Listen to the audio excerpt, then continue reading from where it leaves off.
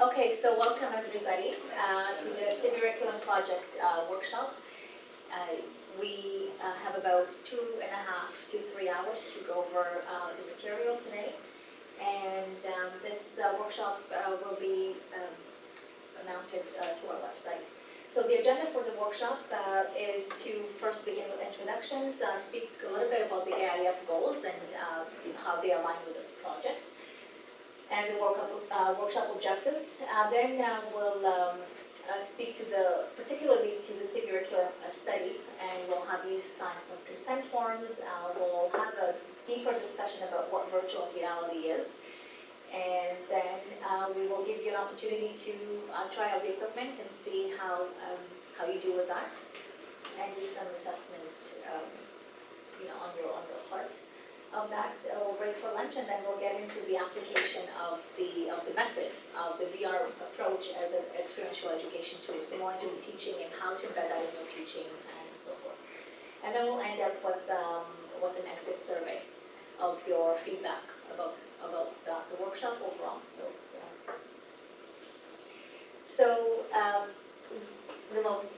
you all know me. I'm here at School of Nursing. We have currently launched SimX Space, of which my lab simulated person methodology is one a part of. So it consists of 3 labs or 3 partners, myself, Laura, and Selena. So if you have a chance, check us out. And this is the website where our this video or this recording, this work will be posted in. So maybe some of you know me, but some of you do not. I'm a new assistant professor of health informatics in the Faculty of Health. I'm also a collaborating scientist at University Health Network and an innovation center they have there. Most of my work deals with clinical applications of virtual reality, really looking at it as being therapy for different population groups. I mostly deal with frail older adults with cognitive sensory mobility impairments, teaching them also to use the equipment. I really foresee this to be a much easier experience. So yeah, I also have a very strong focus on design methodology, which is getting, it's been in engineering and other faculties for a long time, but is getting introduced a lot more into health. So rather than doing the typical scientific method, looking at iteration, and I think part of this workshop will be that way, so I want it to be interactive, stop and ask us if we didn't explain something. We're going to be taking notes to try and improve it so that should this program continue in following years, the workshop itself improves. Some other individuals, so we have some RAs that will be helping with us. You probably have received emails from Kanchi. She's the project admin, so I'll send out an email afterwards with their contacts in case you don't have them. Vlad, maybe you want to introduce yourself briefly. Hi, I'm Vlad. I'm in digital media at York. Been doing some video stuff and VR stuff and image analysis for a while, so we thought it would be useful to have me to kind of help with the technical stuff like recording or delivering the content to whoever needs it. So I'm the technical guy. If you have any questions, you can ask me. I'll be happy to answer. Yeah, so he's also going to be the support when we actually start running this project in January with students. Vlad will help also interact with the students in your courses. Dale is another kind of Vlad. We're not sure if he's going to stay on, but it seems like Vlad is also more than sufficient.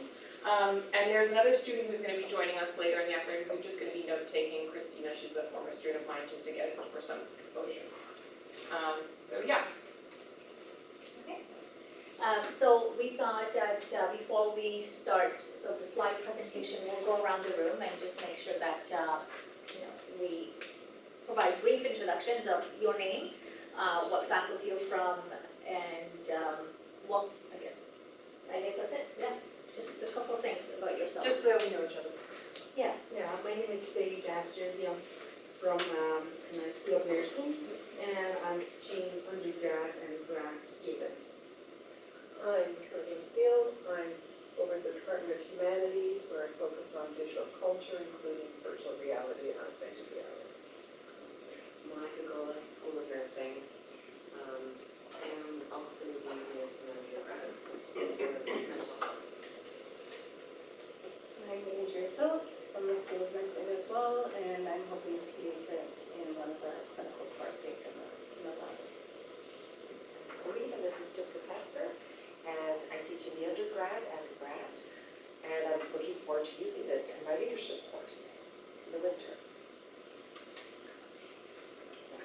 So, as you all know, this project was funded by AIF Category 1. It was funded for 1 year. And the purpose of the project is to apply and evaluate curriculum, or this, embedding VR into the curriculum as a means of enhancing, fostering student learning experience, and creating a pedagogical environment that facilitates students' critical thinking and self-reflection, preparing them for complex workplace environments. And this is very much also aligned with my other form of research that I do in simulated-based environments. So this is one form of simulation that we'll speak to a little later on.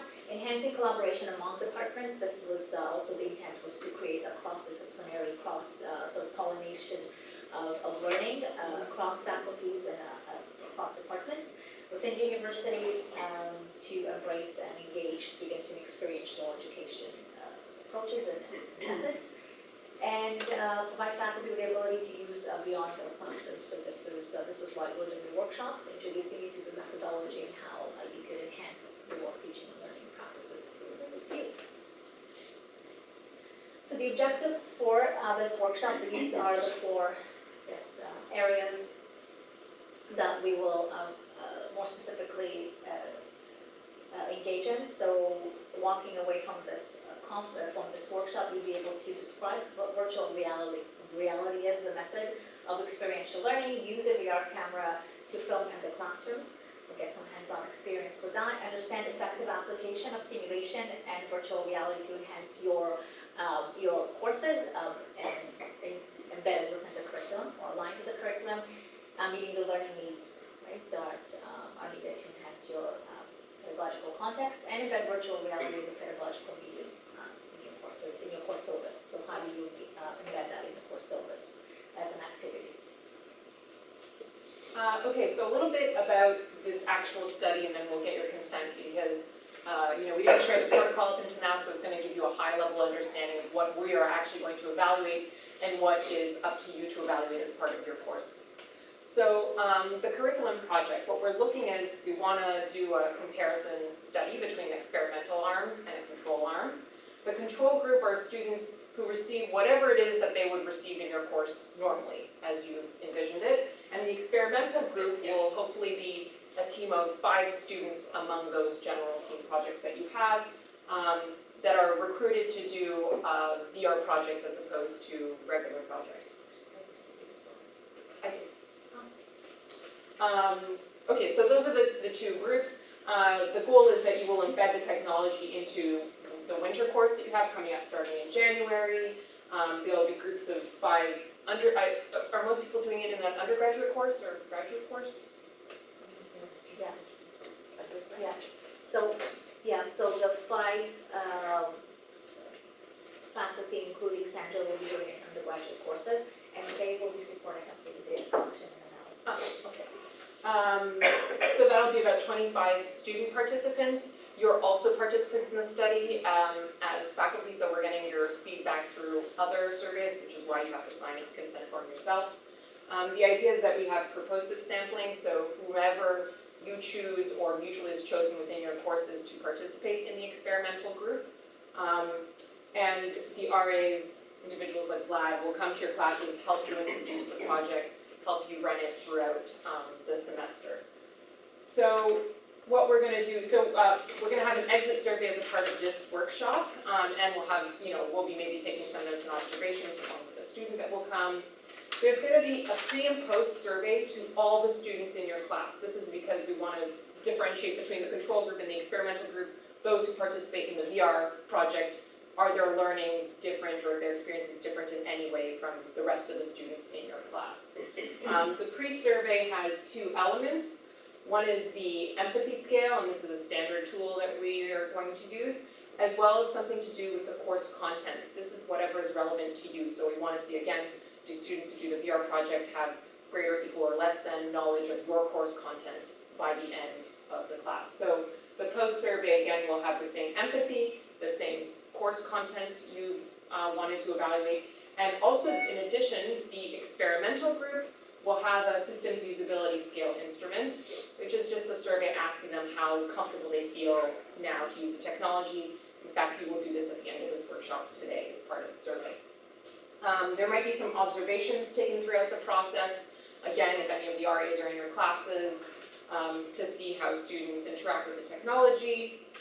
There will also be a focus group with 10 participants at the completion of the semester, so we'll pick probably 2 students from each of the classes to come together and participate in a focus group. And similarly, we'll have a focus group with you as professors to talk about your experience embedding this into your course. I have here the informed consent, which was also emailed to everyone early. Also, are there any questions with the basic setup of? Yeah. My question is that my course is really unique because I only teach the students for 6 weeks and then I get another group at 6 weeks. Right. So I'm just wondering, So, okay, because I don't see the ones after 6 weeks, right? So I don't actually meet them. okay. I see. Uh, Okay, so maybe we can introduce this in the class where the other person is teaching, so Yeah. that they know that when they're coming Yeah. to your class. Okay. Is that, Sounds good. yeah? Yeah. Yeah, we'll figure it out Yeah. as we. My students are already, well, we're in Greeks this week, so this is also tying into this actually, Okay. for their EE experience. Sure. One of the groups is going to be working on the All Tribes powwow on campus in February. So this gets back to informed consent. If we're doing it, then we also, if that group decides to do this project, I don't know which group is going to choose it yet, but if that group decides, we also have to do the other consent of working with Indigenous people on top of it. And am I doing it as part of my course, or is it because of this? Okay, so Yeah. that becomes a little, I mean, I think if that's the group that ends up being chosen, and perhaps it's not something that is so easy for us to move forward with this project, I do think that they would need the extra consent because we did not include that as a specific population. Okay, so maybe I just not So, include that group, it's yeah. part of the protocol. Well, they're going to be working with the Indigenous community on why they would want to do this. So it would be totally, what they're doing with their groups is are creating cultural strategies by collecting the cultural stories of the stakeholders of their organizations they're working with. So it would be quite possible for them to be working with the Indigenous students involved in the powwow on framing their story for non-Indigenous students. So they become a conduit for that. So that's possible, but is that too complex? So I think, given that this is a pilot and we just want to see how this runs, for the simplicity, while I do think that would actually be incredibly interesting and probably the artifact that would come out of it would be a more unique piece, and we can still talk about it, but it might make sense to have it more streamlined. yeah, so they would consent to being part of this project, but if you wanna add sort of another layer to it, then they will need to consent to those terms. That's not sure. And if any other questions come up about the study as we go on, there are some honoraria potential for the students. They'll be entered into a raffle. Both for participating in the pre-post survey, they're entered into a raffle to win one of 10 $25 gift certificates, and every student who participates afterwards in the focus group from the small subset will also receive gift certificates. We're gonna go over this again when we actually recruit the students, this is just to give you guys an idea. Okay, so let's start with what is virtual reality, and I realize there's probably differing levels of understanding, but have anyone, at least other than Carolyn, interacted with VR before? Yes, for purposes of fun. Yeah.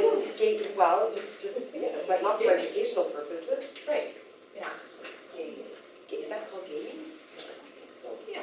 It's just the one you just put in here, just, you know, go to the aquarium and you just see the fish or, you see what I'm talking And about? for entertainment purposes, Yes. I mean, that's one of the main stakeholders of VR. So broadly, virtual reality are technologies that use specialized software and hardware to generate realistic sensations, so things that are visual, auditory, tactile, proprioceptive, vestibular, that really replicate the real world.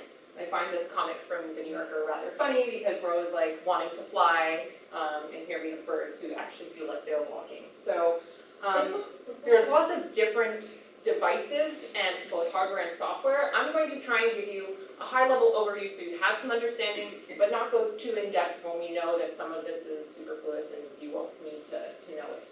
Of course, if there's more interest, we can always delve into a deeper conversation, do some more research.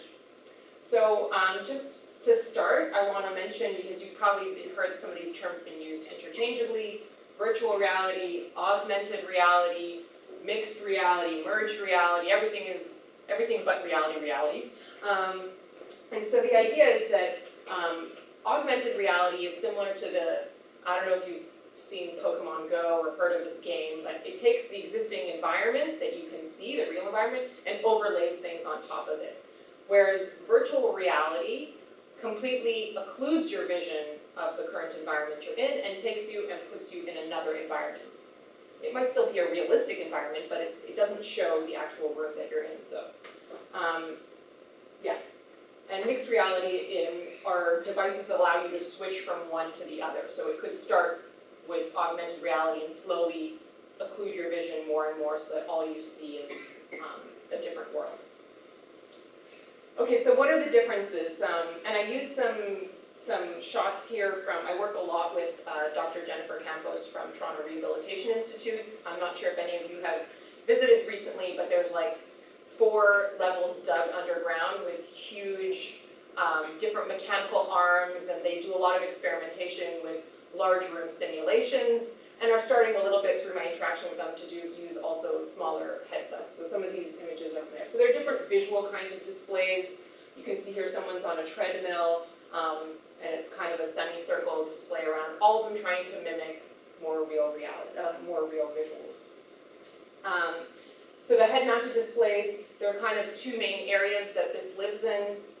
There's mobile virtual reality, and that's the kind of devices we're using. So it's not connected to anything. You don't need, as opposed to the graphics processing units ones. So these are devices that allow for more interaction, higher resolution. You can do much more with this, but it also adds a huge amount of complexity.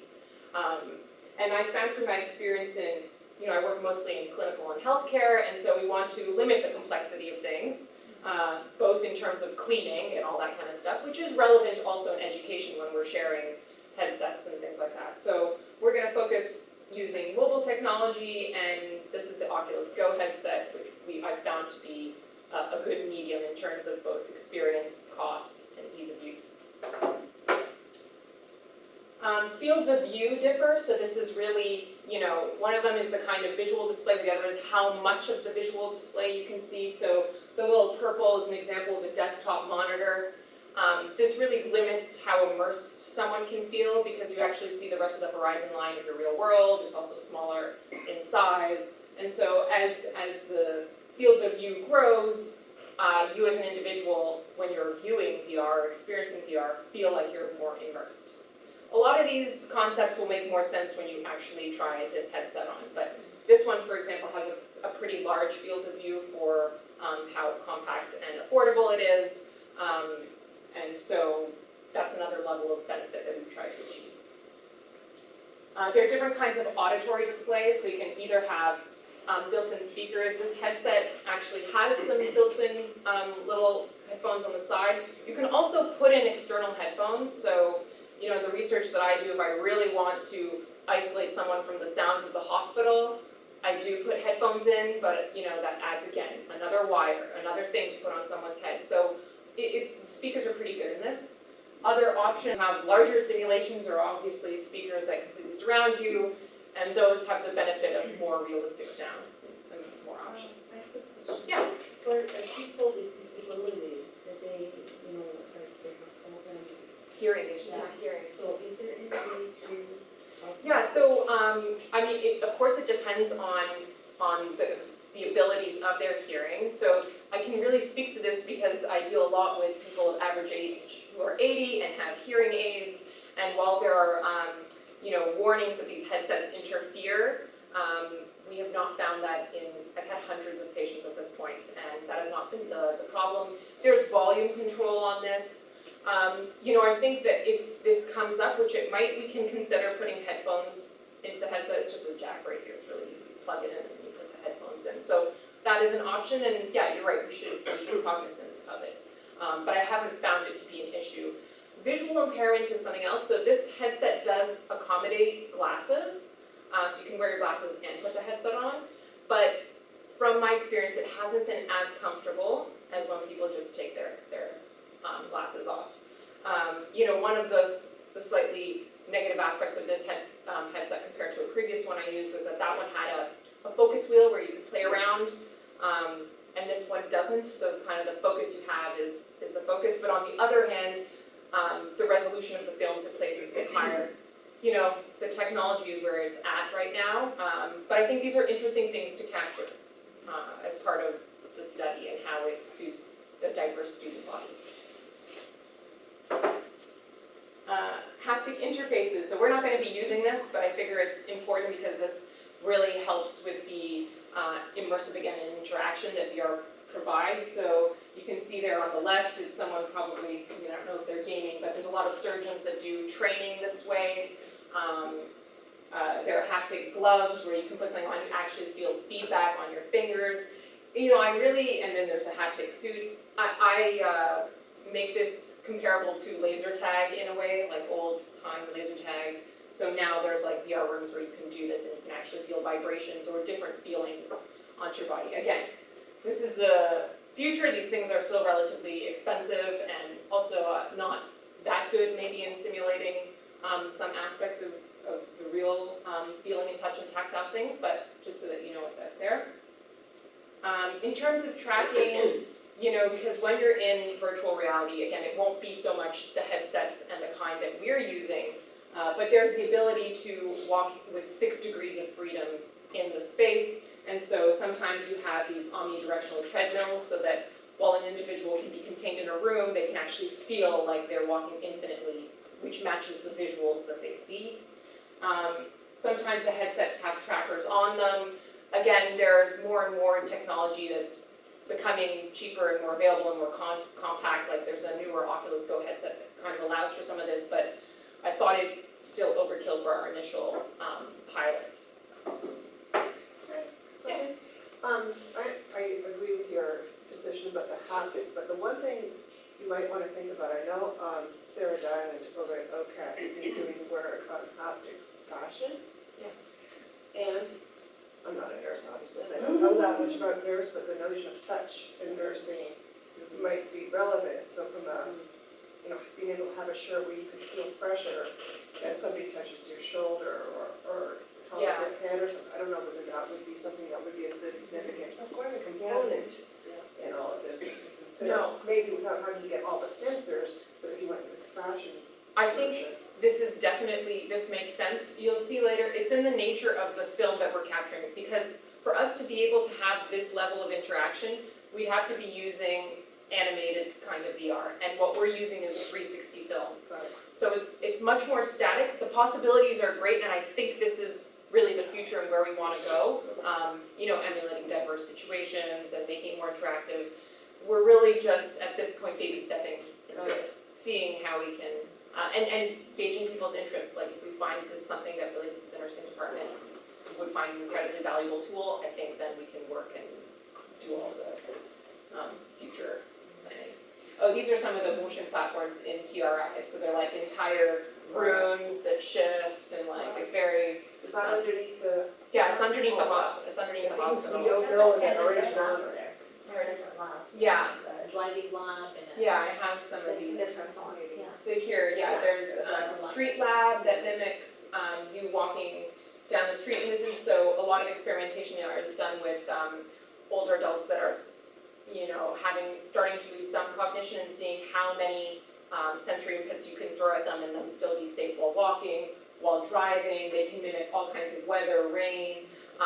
There's a lab there that's done, evaluating treads on boots for workers and giving little ratings. So it's like a room that tilts and then there's ice and then you have to try and walk up It's very fun, and actually the tours are, you can freely tour it, you just need to set up an appointment, and I think like students would also find this That's so incredibly cool. I interesting. heard about it. It's like under the grapevine, like, oh, this is what Toronto had was doing. This is, thank you Yeah. for bringing it to us. I That's mean, amazing. it's the best lab in the world for this kind of, technology, so.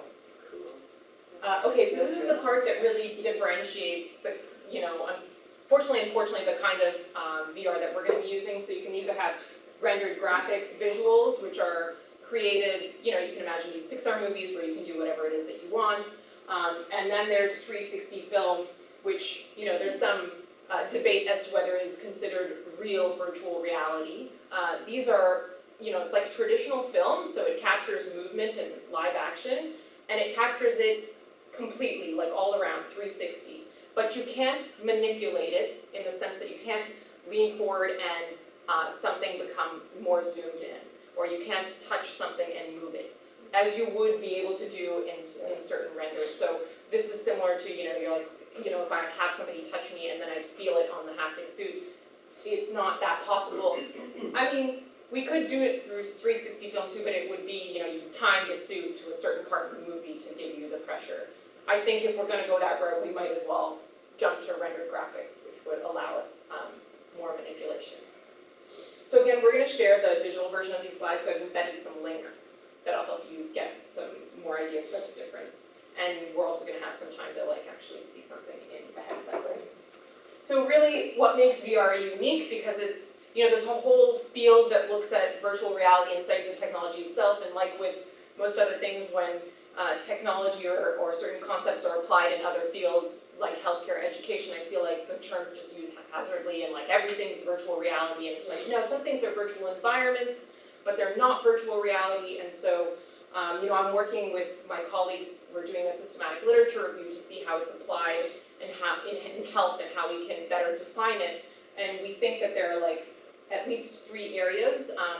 The fact that it's immersive, so we have multiple sensory stimulus, so it's not just vision, you're not just looking on the computer at a 3-dimensional environment, but maybe you're hearing it and you're feeling it.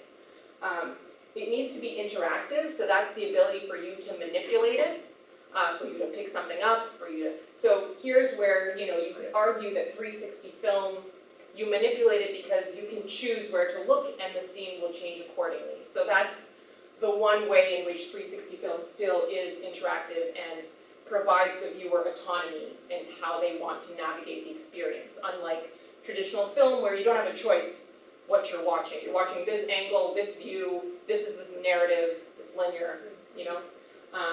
And both of these elements in some ways create a sense of presence that's currently, you know, quantifying it has been difficult, but there is a qualitative difference, and so even within healthcare, we're trying to develop measures that really can explain why it feels different for a person to be in virtual reality as opposed to other kinds of technology interventions. And we found this, like they've done lots of studies where they could see the person's reaction differs, but it's not yet been quantified in a rigorous way. Okay, so some applications that are both in education, but of course overlap with healthcare. So again, these are links that you can click on, but I suppose we can have a quick look. So teaching and education, you know, how you can learn about anatomy. VR is used a lot to allow someone to experience either very expensive or difficult to replicate or dangerous situations. In the case of anatomy, you know, it's very difficult for you to open up unless it's a cadaver, and even then the, you know, parts look different than when they do when they're live. So let's see if we can, I didn't actually check the Wi-Fi in this room. No, we're supposed to be. Probably should have done that, but There's some VR films that allow you to actually go into a cell, right? What does a cell look like from a VR perspective, and learn in that type of environment as well. You're using this a lot in teaching pathology. yeah, so here, you know, Yeah. this individual is probably not in a room with this view behind, but definitely not in a room where they're taking apart a person. Oh yeah, I'm like going inside, there we go. Okay, so this is not 360 film, just to give you an example. We are not going to be producing things like this yet.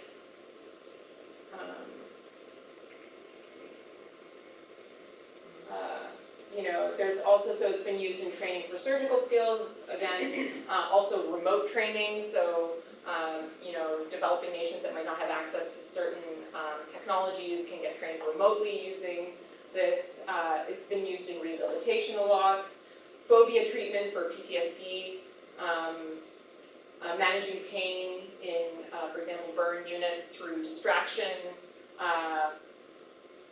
Something that's kind of more relevant for our project here is empathy building. So I have two examples here. One of them is they were trying to mimic, I think it's Motrin or some pharmaceutical companies trying to show individuals who don't know what it's like to have a migraine, how it feels. So, the volume's up, but essentially they interviewed a number of people who have migraines, documented their symptoms, and placed their family members in the experience so that they could try and complete a day's work with a migraine, so spots happening, noise happening.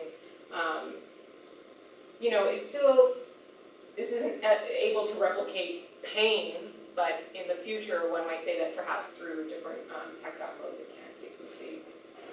So it really had, there we go, different kinds of experiences, and then people discussed how difficult it was to go about their day with this condition. Another way of that they've showed empathy is through, and this is using 360 film, through showing other people's environments. So there was a production called Clouds Over Sidra that took you to a refugee camp and showed you the world of this.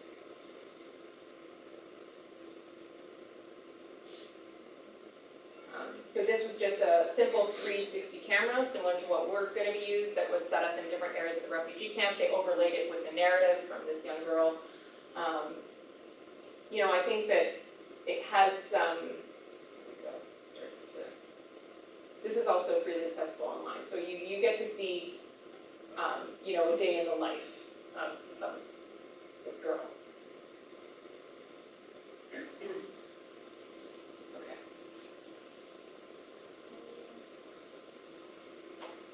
So that's a lot, empathy building, which is something we're trying to do a lot in this course, and symptom management is more things that I've done clinically, but can be used a lot also with students, and is probably reflective anyway, since we're all dealing with the faculty of health mostly.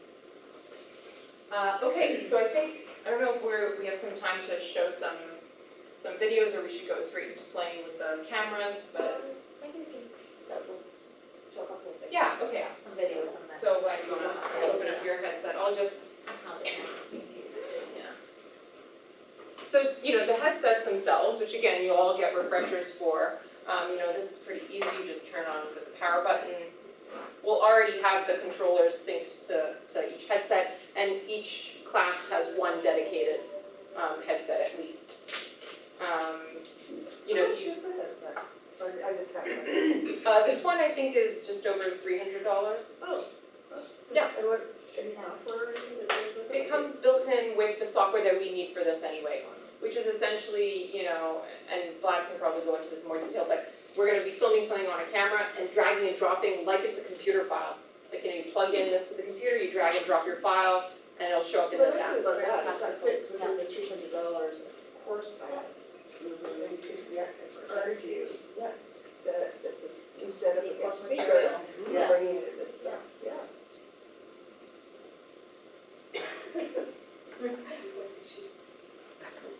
She's just filming with us. I'm just trying to pick the app that has my videos here.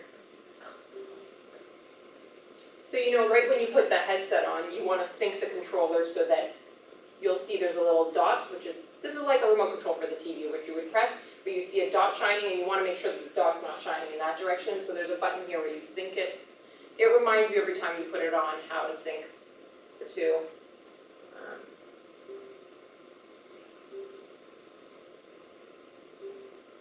Here we go.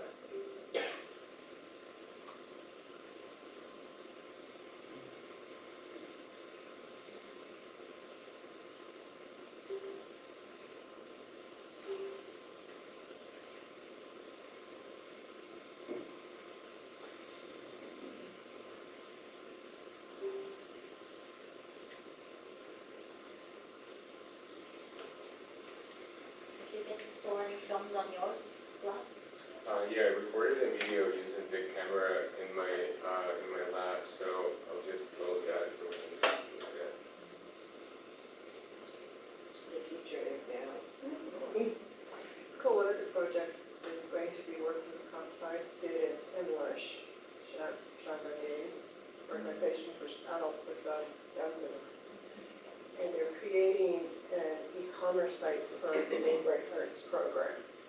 But because Jean May just died, one of the things that we're also going to be working You on just put it right is over your creating eyes. concepts for Lush. And a lot of that is Comfortable, I can tighten it. understanding No, I that's good. perspective. Who appears to have had to perceive the Yeah, world it differently. says that close app. But also Okay, how to design a Can you website. pull it off? I think I might have touched it. What the standards are set for people who So are basically this So controller, I just this button is used possibilities. to One say like, creating okay, when you something pick for an option, comp you sci want to go students for to it. understand. This button is used to go back, and Residents this It's third something button also to is folded Lush. to Yeah. center the contents, so you can look, What if the menu is here, but you're this what way, is special? and you want the menu here, you just press it, What and it comes back Up at the to side, the you can look behind them, rotate your chair. So when you have this on, it will be as an arrow and a dot, so when you move it inside, you will see like the direction. So right now, it should show you, Part of the fun is watching people in VR department, spectator sport. Centering it. And maybe after you've had a chance to do it, maybe you can take 5 minutes or so, no, it's just. reflect on Yeah. what that felt like, what was that experience like for you? Yeah, so if you put it on, I did you that, should so. put it on. Yeah, okay, like you this. can grab it off. I'll show you guys different ones. You can do, no. Oh, that is Yeah, the image, do you Yeah. see anything? No, I think you should, like, unless I think it ends up being more comfortable. I am, This I have to run too. one? Okay. I'm blind. Why are we all blind? What do we do to our Computer computer screens.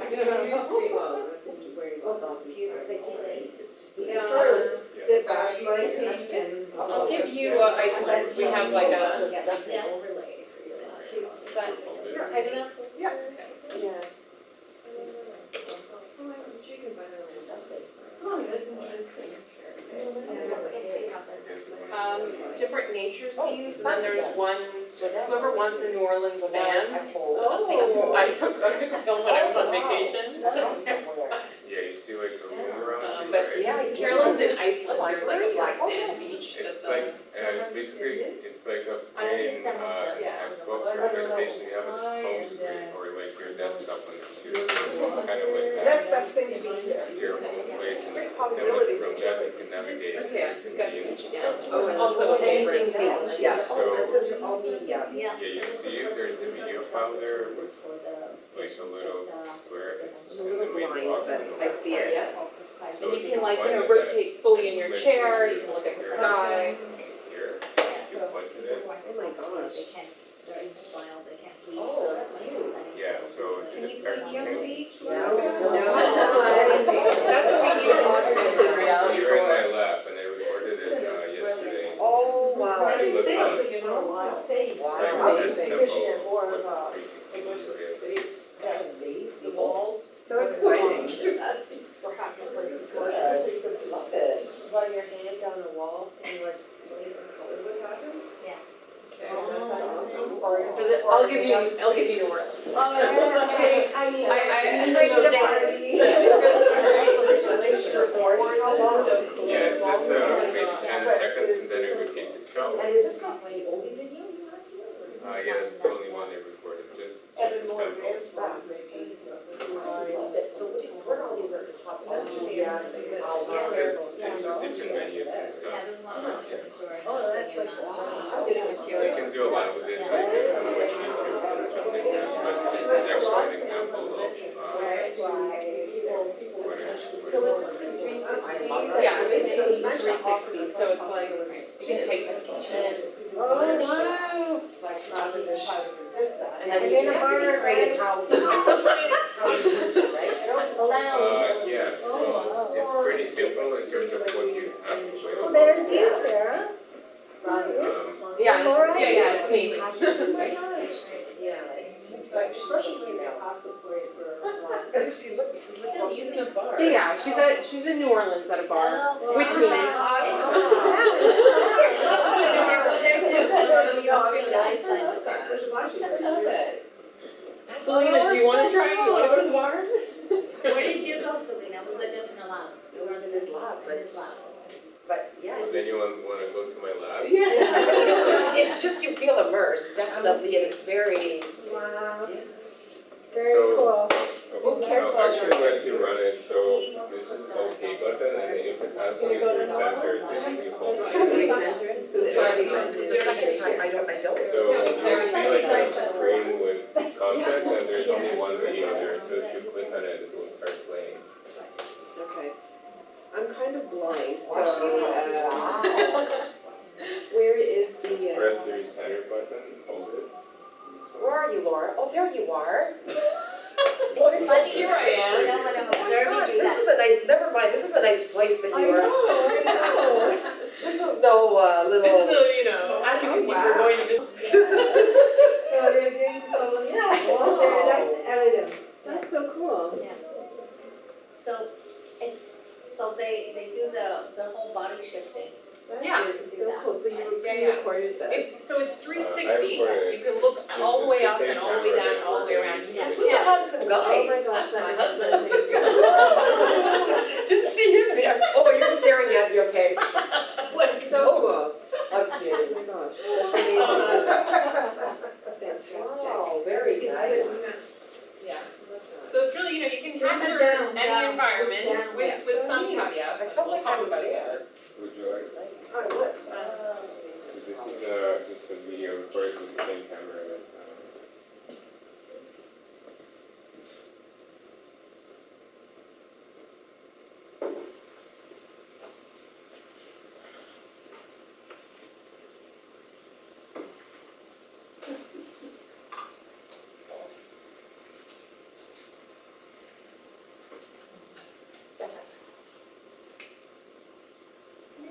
Which room is this?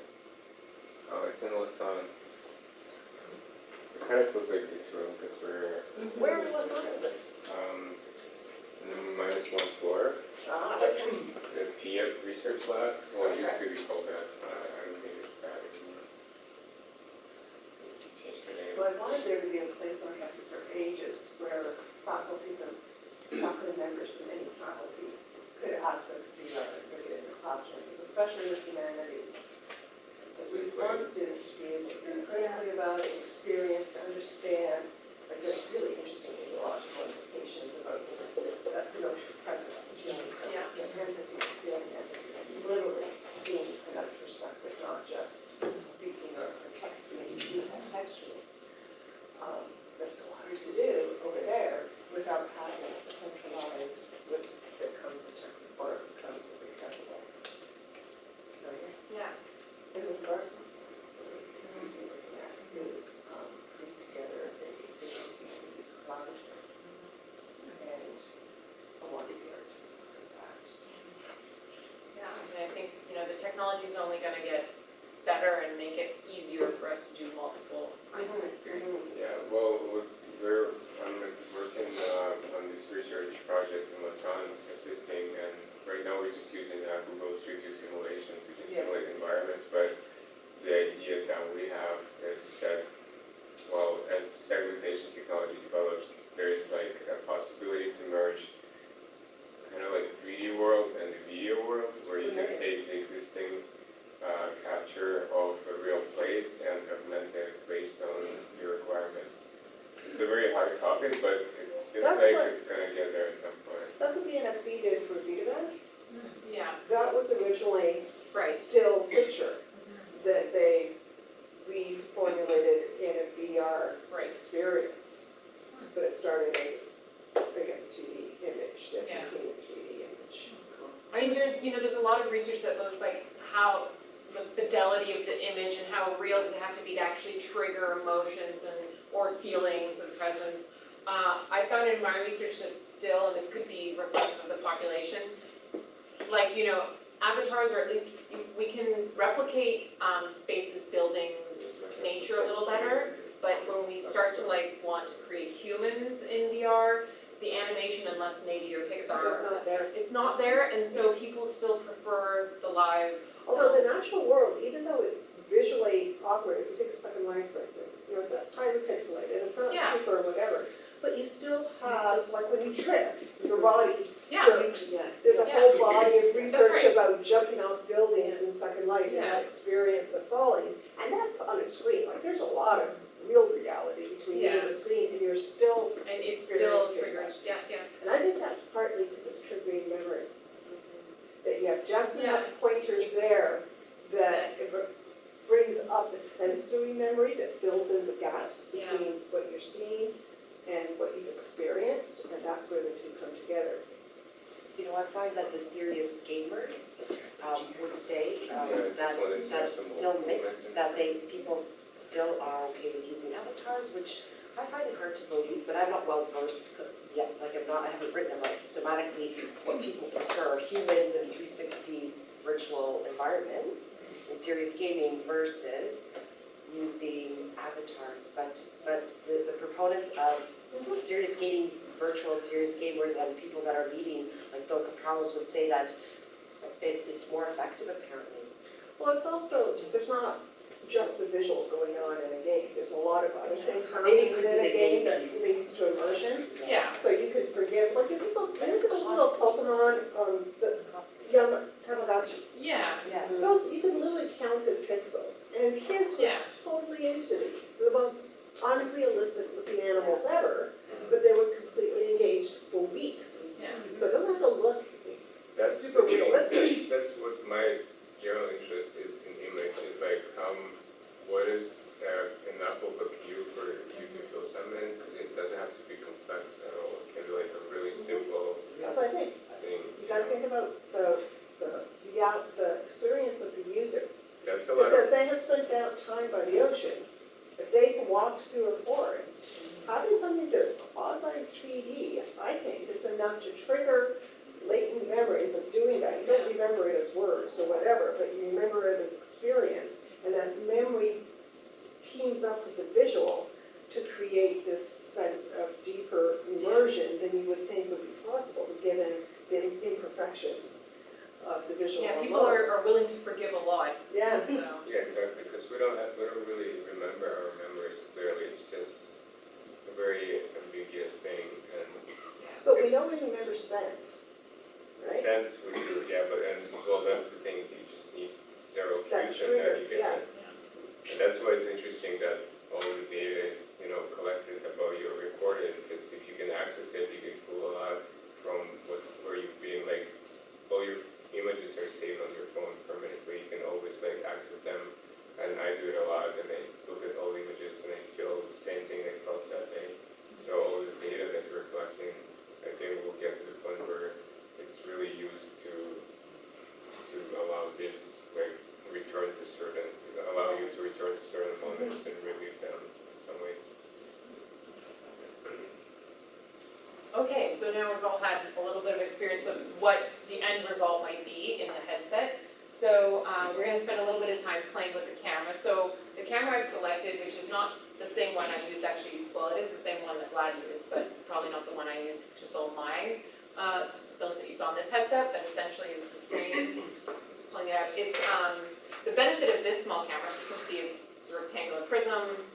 It has two lenses on both sides. There's an on and off power button, which that's essentially how you start and stop the recording. Yeah. And there's a little screen on the top where you can select, do you want to film, do you want to take a snapshot? There are several, do you want a time lapse? It's very user-friendly and relatively light. And the reason I chose this camera is because within the camera, so when it has two 180 lenses, it's simultaneously filming these two things, and afterwards, historically, we needed to stitch it together. This camera does the stitching for us in the camera. We don't have to export the file, import it into anything else. Vlad doesn't need to use his great, experience doing it. It just does it in the camera, and so it's very easy for us as users, if we're not doing anything complicated, for us to capture the scene and then upload it to the headset in one How simple. long do the batteries last?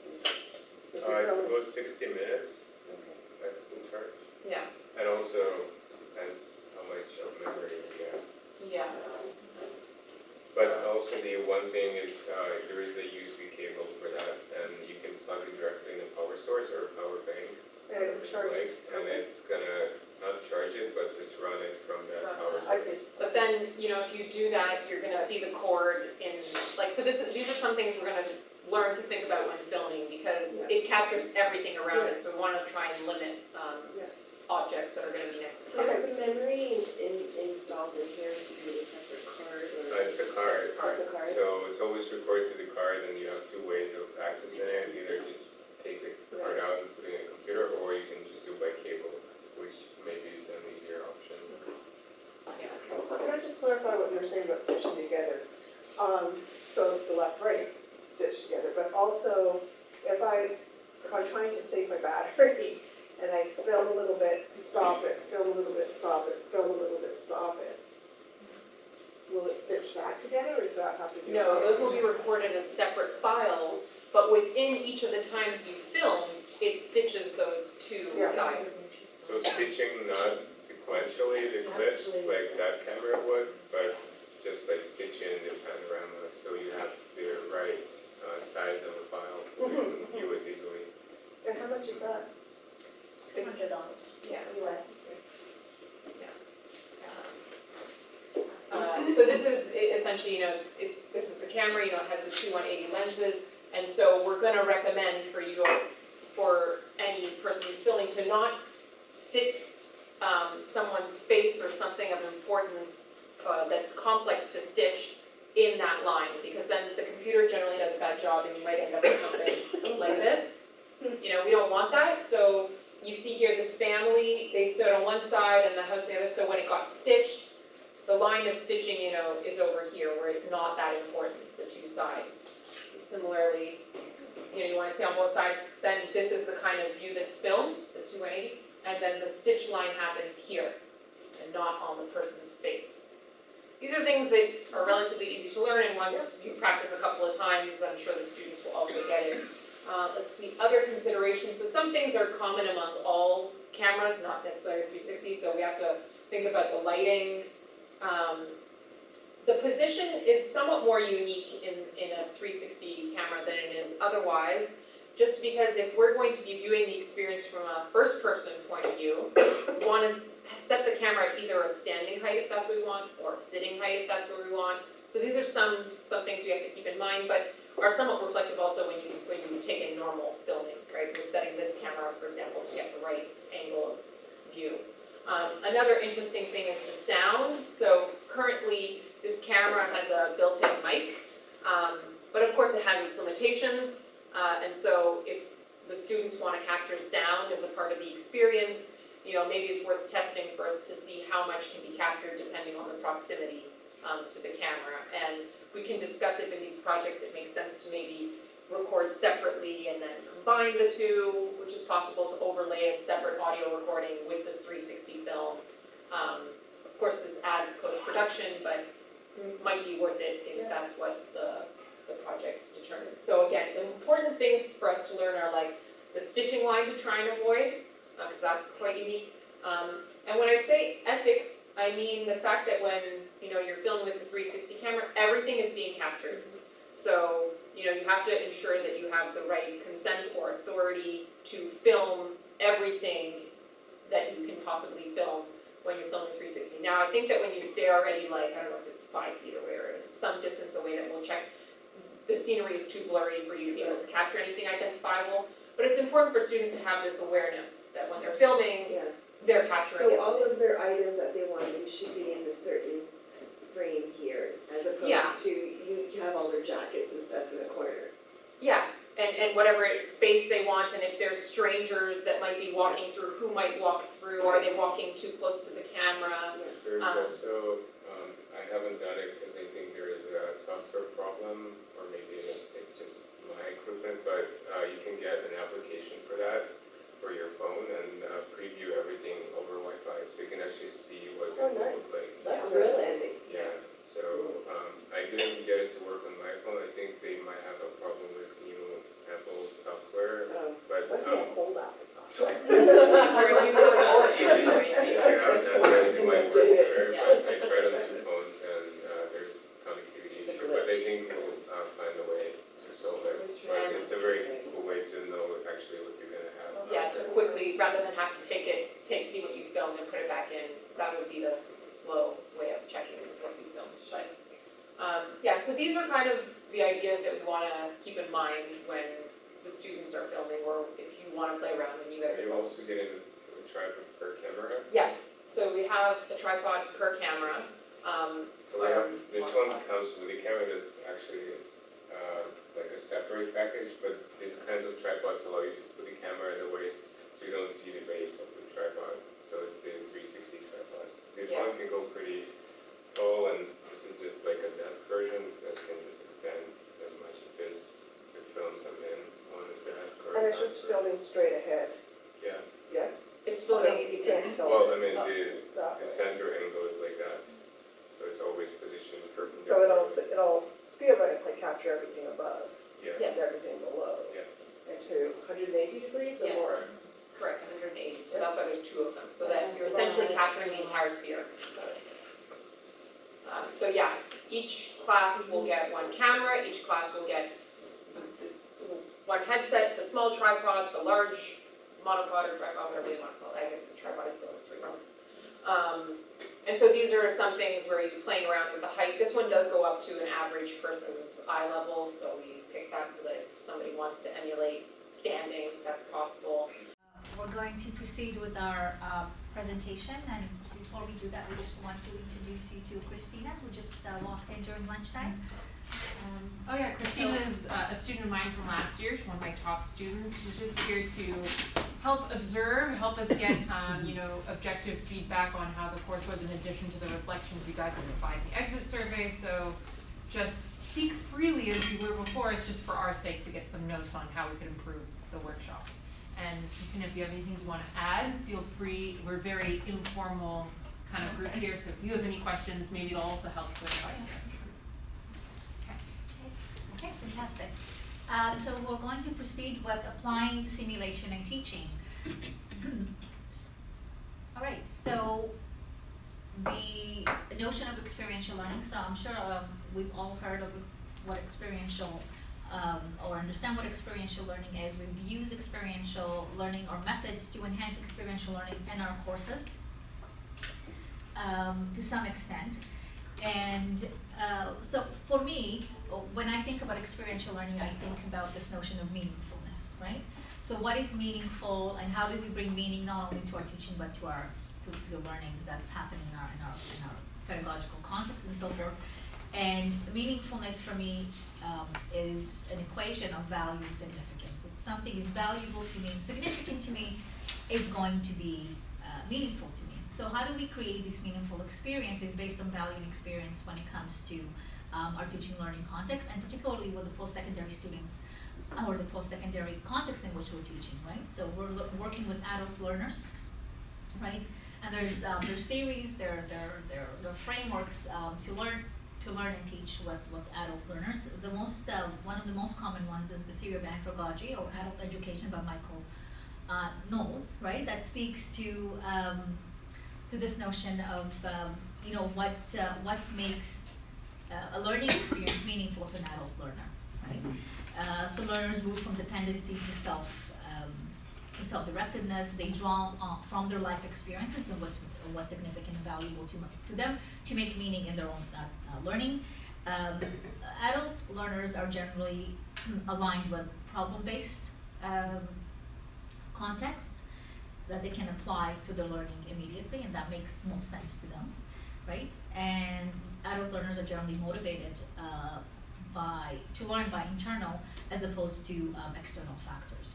So one of my favorite quotes by Aristotle is, "For things we have to learn before we do them, we learn by doing them." And this is how simulation is very much aligned with with this notion of experiential learning in simulated-based environments, and this is how the VR piece is weaved in. So the idea is, so when we think about experiential learning, what are the objectives that we want our students to take away from the situation, from the experience? Again, so it's a process of making meaning from experience, identifying gaps in knowledge, skills, and attitudes, and we'll speak to competency-based learning in a little bit, and so get some your input and feedback on that also within your own courses and curricula, and promotes learning through reflection on doing, right? So Sean is Donald Sean speaks to the reflective practitioner, reflection in action, on action, and this new term, reflection beyond action. So how do we bring students to situations and to environments that allow them to be able to think on their feet and reflect in this fashion? So again, so we'll discover how we do that and how we embed that into our own teaching and course learning objectives and outcomes. And obviously experiential learning and through the VR methodology provides an opportunity to practice the way to new behaviors. So one of these behaviors which we are particularly emphasizing and sort of targeting is this notion of empathy. So how do we develop empathy from the experience of being immersed in the VR method? So simulation training and sessions are structured to offer opportunity, right, to go through the stages of experiential learning. And one of the most known theorists aligned with the experiential learning cycle is David Knowles, who speaks to how the learning cycles occurs through embedding an experiential learning event or teaching learning event. Obviously through experience, through reflection, conceptualizing, making meaning of it, and planning and moving towards and reassessing, reevaluating the situation. And again, so the cycle is recursive, and hence it's a cycle. So just the reason I've sort of introduced this to you, if you don't already know of Kolb's or have been introduced to the cycle or this theory before, is to think of ways in which you can use the VR in the context of your objectives or of your learning objectives. So think through as we go through the slides, and when we come to the point where we do the hands-on sort of interaction, to have an idea of this, have some background of the theories and of the notions aligned with these contexts.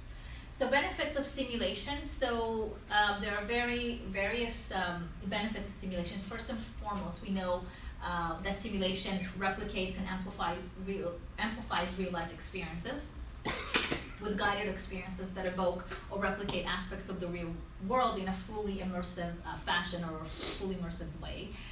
It is a validated method. The notion of using simulation. VR is more of a newer simulated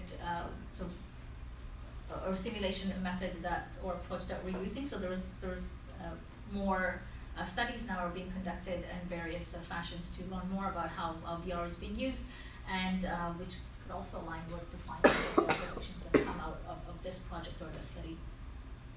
So benefits of simulation, we know that it's a validated education tool. As I said, it's flexible, adaptable to individual learners. So again, it's very much a good fit for adult learners and the adult learner population. Provides opportunity to learn, discover, and practice in a safe environment. So this is this notion of creating a safe environment, creating a safe space and a safe container for learning is something that we also need to sort of conceptualize and sort of weave into how we structure the learning opportunity or the learning experience. And it is recursive, so you can practice, depending on what the simulation is. This is very much aligned with high fidelity simulation, simulated based, person methodology, human simulation, that we can practice as many times as necessary to ensure that we fine tune the skill. But again, it doesn't, it can also align with VR in a way that we can go back and capture another, another scene or another area or something that would amplify or enhance that experience, or the recursive aspect of that experience.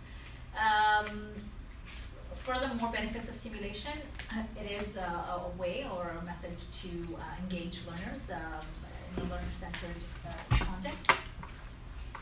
And in the learning process in itself, right? So we're giving them autonomy and we're giving them an opportunity to create to take a learning objective or to take an assignment and make it, so own it, right? Own that through the course content and the delivery of the course content. Provides opportunities again for reflection, and so this is a big piece, and I think I want to talk about this more in detail when we get into the hands-on aspect of things. So depending on what type of assignments you have currently in your syllabus, thinking about reflection, I think sort of weaving it in different ways could be helpful in enhancing that the context of the assignment and the experience overall for students. Encouraging, obviously, benefits of simulation encourages learners not only to reflect but also to ask questions and enhance their learning in that fashion. And again, as I mentioned, have control over their own learning process. And at the end of the day, it's a collaborative process because it happens between other learners in groups, with a facilitator, and could happen even beyond that. So when we create a community of teaching and learning. So competency-based learning, so it's more so aligned with a professional skill or a direct skill as opposed to an abstract concept, right? So it's very much aligned with nursing education, nursing skills, and meeting those competencies through the use of simulation methods.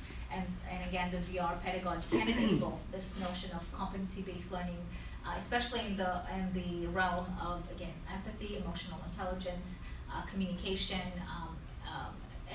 and overall interaction, relation among students within their groups and within their larger context, their larger class, or depending on how these VR experiences are used, can be also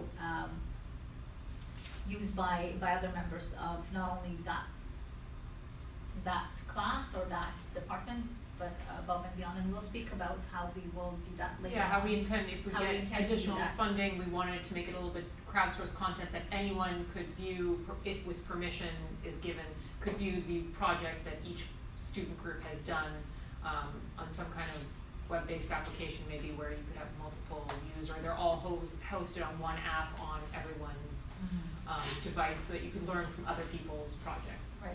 So when we think about, exactly, thank you.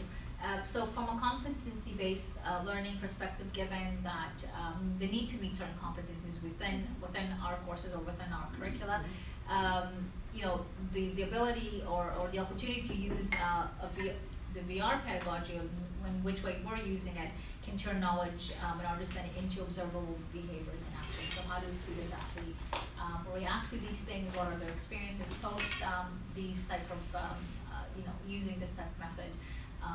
And maybe we can collect some of that data and see, how can this now be embedded into other contexts of the curriculum, not only into the coursework, but in other ways as well.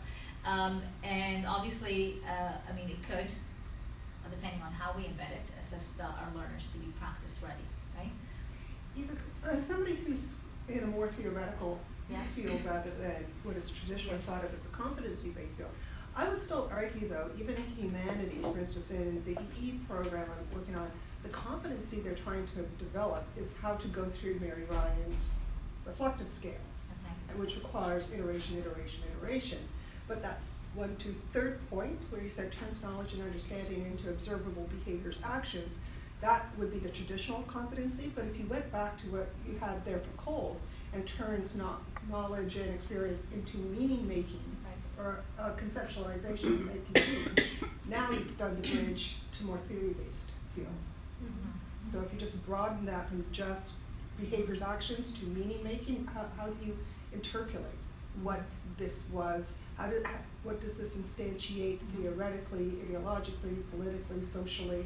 That's what the humanities lens does. It's a little bit different because we're not practicing how to insert a needle, but we are trying to capture these other aspects, which is the meaning making piece. Right, and you're right, and also in terms of the fact of ingesting needle is a skill and it's a cycle, like, it's a motor skill, but there's other aspects or other skills aligned with it, Yeah. right? The interactive piece, the communication piece, the affective piece, there's different elements aligned with, you know, the action of. Right, and I So think that's that's also aligned with totally yeah. the same in So- humanities, so. Exactly, so we're gonna grapple with some of these concepts when we get into, you know, looking at your syllabus and sort of looking at how these can fit into or align with your objectives for the particular project or for the particular assignment that you want to embed VR into. So applications of VR as an experiential methods, so the type of skills versus the type of activities that we could use to develop the skills, right? So, so in terms of skills, what kind of potential skills can they develop from this? So again, foremost, what we'd like to see is improvement or change in empathy levels. Leadership development could be enhanced through this, and emotional intelligence can encompass a bunch of competencies or a bunch of skills that could align with this notion of emotional intelligence, which, you know, range from decision-making skills to clinical reasoning skills to judgment, communication skills, interactive skills, and so forth. Delegation and all these things sort of come into play. And again, this notion of active learning, so by allowing them to be immersed in this and working groups and work together, we help sharpen through this method this notion of active learning to develop cognitive, motor, psychomotor, and affective skills. So there's different ways in which we can speak of or have a discussion a little later on of how we can do that. Further, it can allow not only the learner, but obviously the facilitator or the teacher or the instructor identify gaps in understanding and hence enhance the assignment or enhance that the way that the competency is met within the course. And also we could use this method in both in assessing and evaluating competencies, depending on how and what type of formats you want to use it, whether it's a summative assessment or formative assessment, and which way. I mean, and these are things we can think about later on. I mean, not at this point in time, but this is just to give you some ideas or for opportunities or potential for its use. So for activities, you know, so what kind of activities? These are just throwing these out. I'm sure we'll come up with others when we start our you know, our learning together here with your syllabus. So practicing interview skills, maybe de-escalating ethical dilemmas we can do through this, advocacy, activism, you know, activities that maybe you could use in your leadership course, you know, other type of activities that would promote professional competence, so patient-centered care interactions to allow maybe in a community setting or in a, you know, mental health setting, how we could do that. And then overall activities that would engage students in collective learning. So those could be anything that would make meaning not only within your courses or aligned with your learning objectives, but what makes meaning for the students as this notion of collective learning. And I wanted to emphasize this notion of psychological safety or creating a safe container for learning. So there's, you know, to create an optimal learning environment, there are three main attributes that we want to consider. The ability to learn from error, right? The learner's ability to learn from error. The quality of the facilitator's ability, right? The quality of the facilitator. So how much does the facilitator or what the facilitator brings to the table and allowing that to happen safely. And foundational activities, so being mindful of foundational activities such as orientation to an approach or tool or methodology, preparation, this notion of pre-briefing, and objectives and expectations need to be very clear and aligned with what it is that we want the students to show or do. So there's two aspects of creating the safe zone, psychological safety and physical safety, so being mindful of these things, and when we create these activities, I mean, I think it would be important to consider how this play a role and reinforcing that. Okay, so we know that from simulation, different forms of simulation, given that we immerse people in real life sort of situations or environments, there could be a potential for emotional reactions or trigger. They could be triggered by an event or by an interaction or by something that has come up through that process or through that experience. And so these things, I think, need to be sort of, presented up front or prepare students for that up front. And given the use of a 360 VR, I mean, as we mentioned earlier, its capacity to capture everything around, I mean, the things that we may not even be aware of until after we watch, right? So this is also an important sort of element to consider. At the event that there are these potential emotional triggers or reactions, there are resources on campus available to students.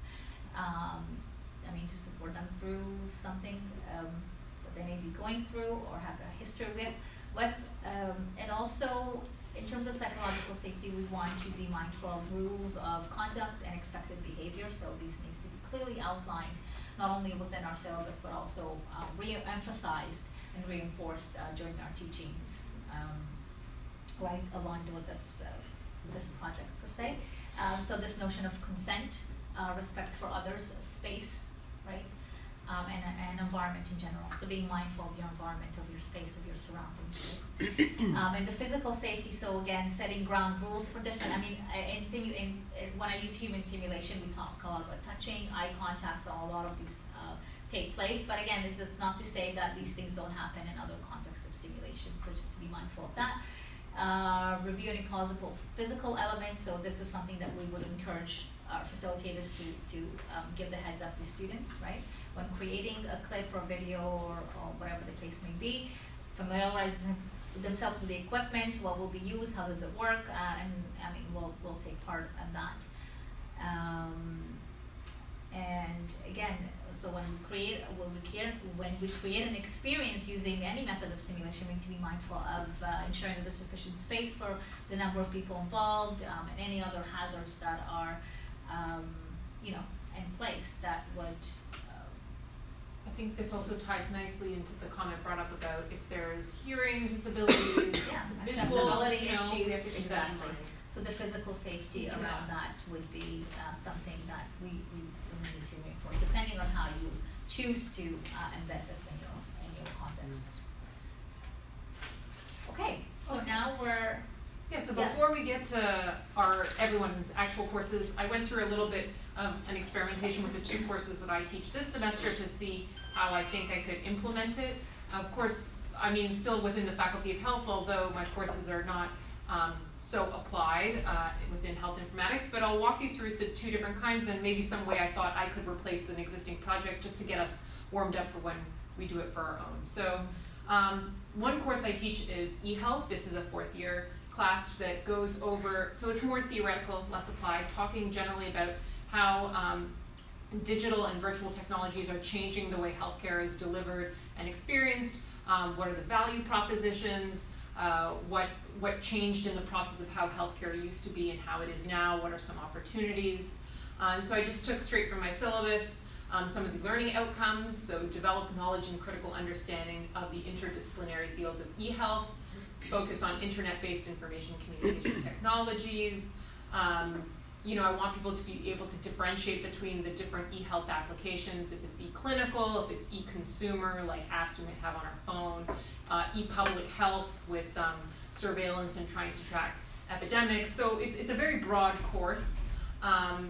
Let's see, I want the ability for students to describe the impact and the benefits as well as the possible challenges and how it might create additional problems with divide among diverse groups and what, basically the future thinking about what eHealth technologies can bring.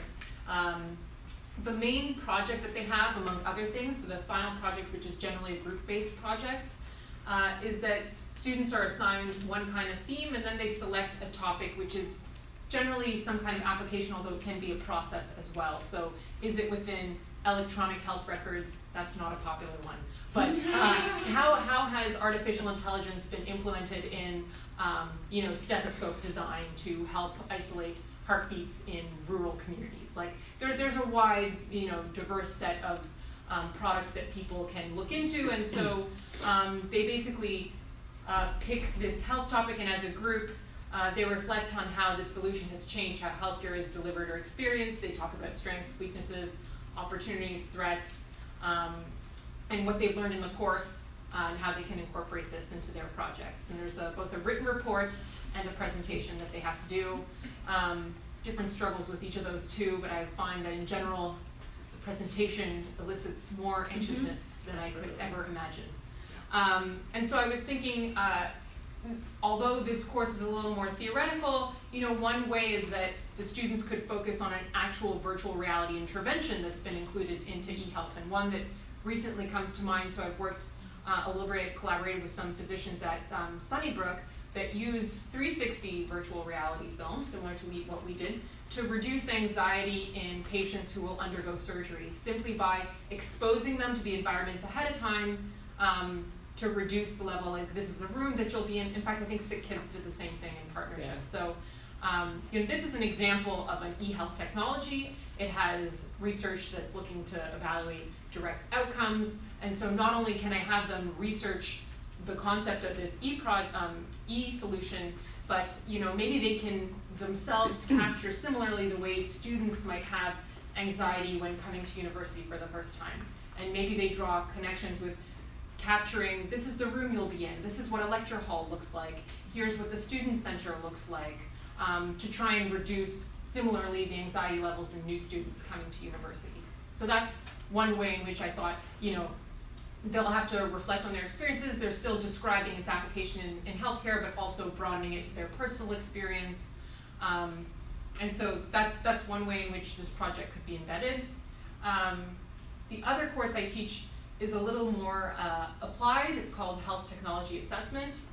So here we're looking really at, when governments, organizations have limited resources, which is all the time, how do they decide between investing in one healthcare alternative versus another? And this could even be comparing apples to oranges, like awareness about the opioid crisis and how to get naloxone kits versus breast cancer screening. And so how do governments do this? And there's really three main things that I tell them to focus on. Were you in this class? Were you not? No. You were in the eHealth. Yes. I was just about to test you. But the three main things, so they look, we have to evaluate clinical effectiveness, we have to do an economic analysis, and then more recently what's being incorporated in health technology assessment, which is of great value, are these social and ethical, long-term, unintended consequences that result from governments and organizations making these hard choices in what they want to invest in. And so this is a very applied course in the sense that by the end, they really are supposed to conduct a watered down health technology assessment. There's no way in one semester that students could do a actual systematic literature search and all the requirements, but the idea is that they still go through getting the clinical effectiveness and the economic analysis through reported papers, but the reflecting on the social and ethical implications is very nicely captured with VR technology. And so if we're looking at, for example, should we implement in safe consumption sites for the opioid crisis in downtown Toronto versus increasing access to naloxone kits via pharmacies, what are the implications in harm reduction for each of these two alternatives? And perhaps, this is a very complex situation because the population is very sensitive, so getting ethics to do this would be a nightmare, but we could think conceptually how filming some of these areas and really understanding the lives of street-affected drug users could very much impact how society chooses to invest or not in certain, in the resources in certain solutions. So, the eHealth course is much more like, here's a product and here's an example of how VR can be used as an actual e-product, whereas this one is more a tool for advocacy, for understanding, for empathy building, to help educate policymakers and decision makers on something they might have no idea and like a quality can't possibly capture. So these are like the two different ways I thought of implementing in both a theoretical and a more applied class, which maybe speaks a little bit to the humanities versus the nursing.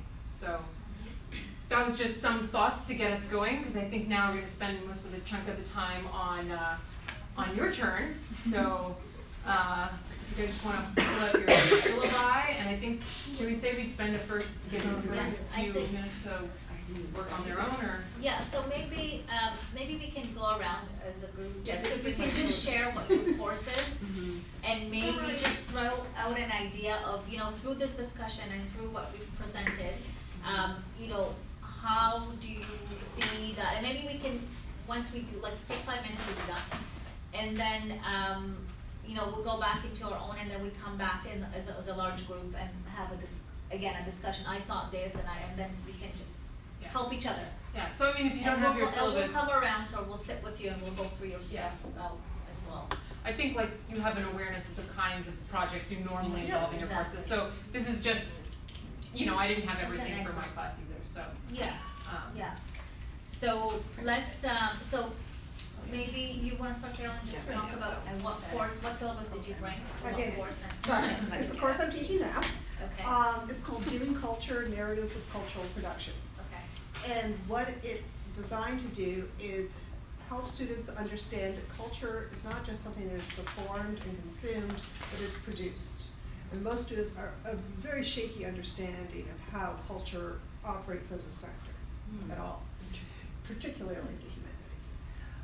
So after going through a bunch of stuff in the first term, second term, winter term, they're on placement in an organization that would fall under the umbrella of culture, arts, something like that. And broadly defined, because it's also really important to me that this experience be an authentic learning experience that they could genuinely use even if they have no intention of working in the cultural sector. So we spend a lot of time, and because when I'm not teaching, I'm the career development coordinator at the university, sitting down and having basically career conversations with all my students to make sure that whatever they're working on is fitting in these longer term goals. So we're just sorting that all out now, and as I was saying earlier, one of the groups is going to be working with L'Arche. And I can see multiple ways of this happening, and I'll know more because on December 4th, we're going to L'Arche. We'll be spending the morning with them, getting a look around, having lunch, and then spending the afternoon brainstorming how we want the projects, because it's two groups of students, my students and comp sci students in an interactive design course are both working in this group. So there's a few things. First, the original project was to design an e-commerce site for adults with cognitive disabilities to sell arts online. Right? So how you would design this would be work under different principles, typical website design, because these are not your typical learners, but the comp sci students have no understanding of what that is. And also L'Arche itself has a very specific ideological framework that infuses their programming, the culture of the environment, and the priorities of the environment that have to be understood. And again, is typically outside the concept of web design. So on the one hand, I could see the humanities students going, the other thing was Jean Vanier, who started L'Arche, recently died in May. And this is the Vanier that Vanier College is named after. Vanier. So they're going through an organizational rethinking process right now. So the humanities students are going to be part of that process. And because of the timing of the courses, the comp sci students have already started working on the interface, even though we haven't been to L'Arche yet, because their course ends in December. So they're coming up with a provisional prototype. Then my students are going to come in January, be working with the L'Arche people to really understand the culture and where they're going, and using that to sort of evaluate the prototype and understand what the needs and uses are of the population. They will have 2 Ray students from the comp sci program working with them. So once they've done that analysis, they can make recommendations as to what sort of changes in the design of the interface needs to be there. Now, this will be an ongoing project, so then the summer classes will work together, and next year those classes, so it'll be an ongoing thing. So on the one hand, I could see them setting up introduction to L'Arche and the Daybreak community for the comp sci students to help them understand what the needs and perspectives, to develop empathy with that. I could also see them using the VR to help work with the population around technology and acclimatizing and as they're designing, just introducing them in different ways to technology through experiencing it as a space before we actually have to touch the technology itself. I could also see them historically, and this was Jean Valliere, I'll be interested to see if this changes with the rethinking. The L'Arche community has been a separated community. They live amongst themselves. To keep it, it's a safe space for that community. Transformative way of living. It's really quite phenomenal. I'm wondering if that's going to continue, because one of the things that happens when you do that is the people outside L'Arche have very little empathy with or understanding of adults with Down syndrome. All they see is the difference, and there's no emotional connection unless you happen to be working with that community or have a family member in that community. And this could be used for that as well, to sort of build empathy with the public as to what's going on in these spaces. So for me, it's really that developing the empathy part, and as we move along, Mary Ryan's things, I think that the students themselves in the moving beyond what is happening, what are we doing, how am I reacting to that, to be able to look at that more theoretically. How is this shifting the difference of being there, being here, being me, being you, the merging of the identities of self and other could be really interestingly explored from that humanities lens. So